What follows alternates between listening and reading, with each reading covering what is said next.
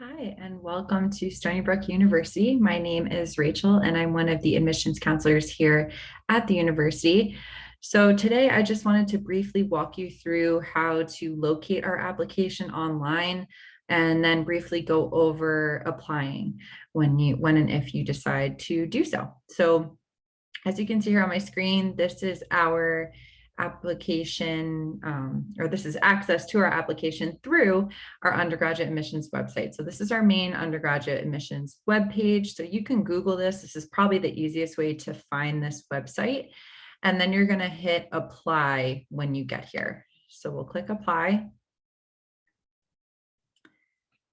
And then as a first year applicant, you're going to select first year freshman from the list of options that you see here. I would assume most of you will probably be selecting this option, but if you do not have citizenship in the United States, you would also, or you would need to select international instead of first year. But we're gonna, for the purposes of this video, we are going to select first year freshman.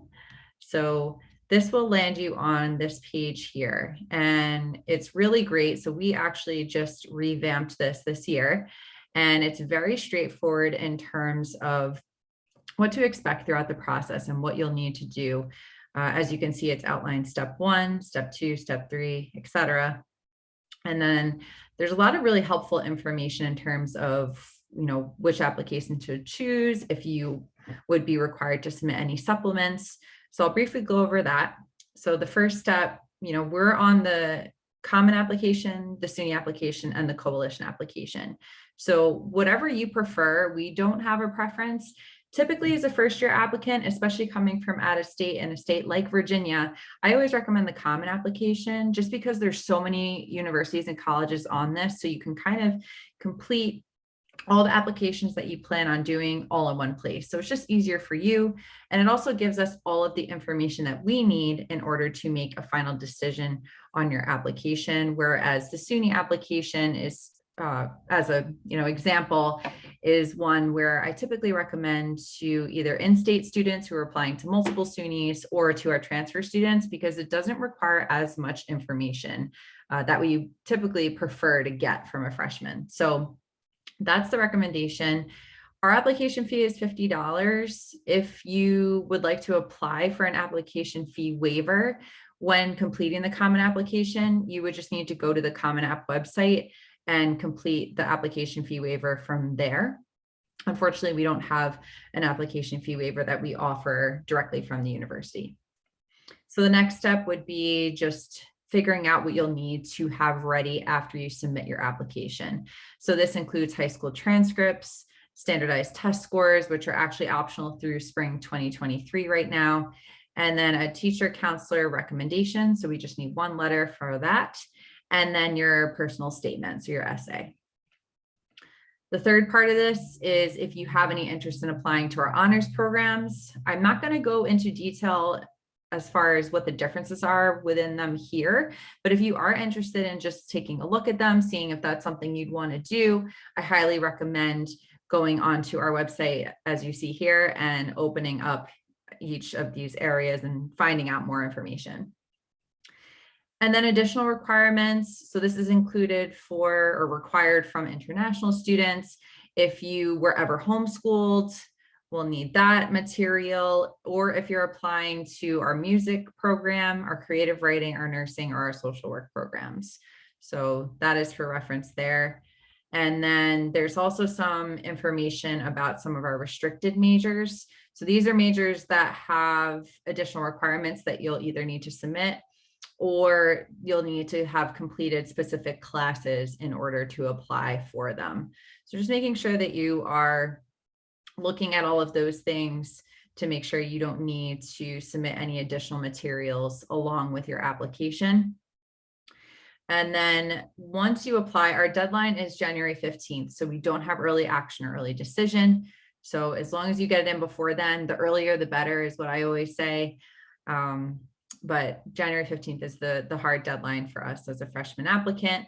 And then since you'd be applying for the fall, we would send out notifications whether you've been admitted or not by April 1st. That's the very latest you'd hear. Typically students will hear before then, but this is the latest.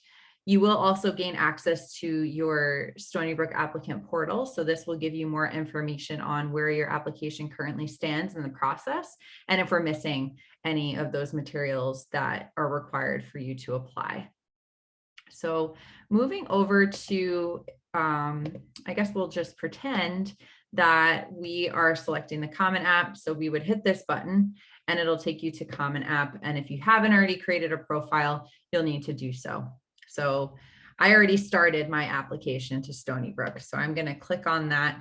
You may have other schools listed there, but you would just click on the application that you want to complete. In this case, we are doing Stony Brook. So the contact information for our university will come up here, and then it'll give you our application deadlines, the fees that are required, what our testing policy is, what recommendations are required, writing requirements. So everything will be right here once you come to this page. So you definitely want to make sure you're reviewing this again, just to remind yourself of what you have to get done in order to submit your application.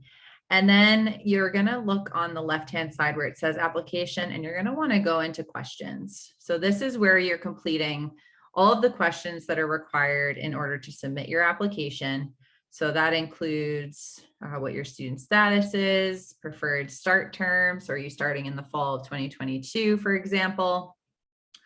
If you prefer to live on campus or not. We don't require students to live on campus, so it is an option for you, but we always recommend it so that you have access to all the resources on campus, such as tutoring, the library, and also just to have yourself immersed in the culture of the campus and to meet other peers and new friends and make those connections that are so imperative to, I think, your success, for sure, your success at Stony Brook. Having people in your corner where you're going to be living for 4 years and completing your education is extremely important.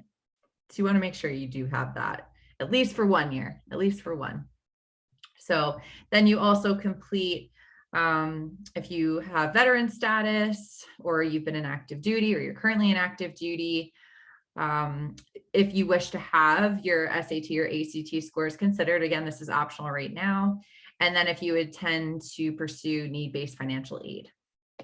Then it'll go into the SUNY information. So asking you if you're a New York State resident. EOP is an equal opportunity program. Unfortunately, out-of-states aren't eligible for it. So this part you would, just fill out as no, no, no, or, kind of surpass in that way. And then if you ever attended a New York State school, if you did or will not receive a high school diploma from New York State, a lot of New York State questions, which is why it's titled SUNY, which is the State Universities of New York. And then we'll go into the academic section. So what program you're looking to apply for, and depending, that may bring up additional prompts that you'll have to complete depending on which major you choose.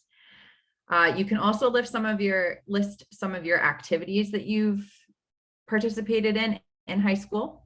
So that section is here. You can write a brief experience, or you can just upload a resume with everything on it. Typically, personally, when I'm reading, I prefer the resume just to kind of get a glimpse of everything all in one place instead of it being, kind of spread out throughout the application. But this is totally up to you. I always look at both. And again, that's just a personal preference for me. But, we also at Stony Brook, we don't have a preference for that. So whatever you're more comfortable doing. Contacts is, have you previously applied to Stony Brook?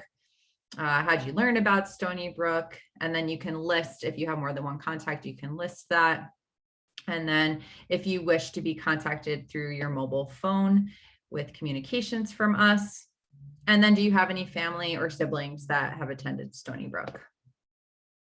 Then we're going to go ahead and go back to this left section here where you can select recommenders and FERPA. So you're going to hit continue. I won't go through this whole portion, but when you hit continue, you'll be able to select your recommenders, and you can have an email sent directly to them so that they can submit their letter of recommendation for you right here, which takes the work out for you. And then you'll review everything that you completed. So you can go through each of the sections that we discussed previously and just make sure that all the information that you want is in there and it's adequately filled out. And then once this is all reviewed, you can go ahead and submit your application. So that's pretty much the conclusion of this process. So if you guys do have questions, I am the counselor for Stony Brook University in the Virginia area. I cover the Mid-Atlantic and I also cover Florida. So I'd be more than happy to answer any questions you may have. And you can look up my information on our website as well on the undergraduate admissions page. But I hope this was helpful. I know it was a brief overview. Again, more than happy to help you if you do have further questions. And that's all for today. So I hope to hear from you soon. Good luck on your applications during this college application week. And I hope you take care.